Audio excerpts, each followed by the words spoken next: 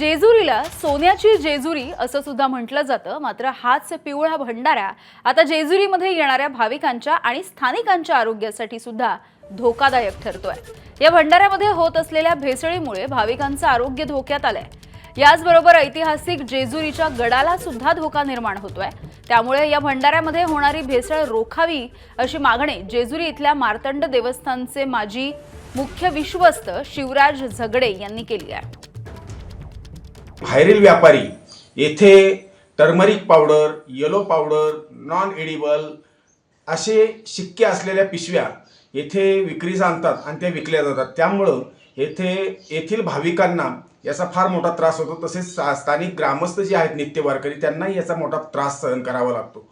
याबाबत शुक्रवारी आम्ही अन्न व औषध भेसळ प्रशासनाचे मंत्री महोदय नरहरी झिरवाळ यांना भेटून आवाहन केलेलं आहे की या भेसळयुक्त भंडाऱ्यावर आपल्या विभागाकडून प्रतिबंध घालून कठोरात कठोर कारवाई करण्यात यावी। एबीपी माझा, उघडा डोळे बघा नीट।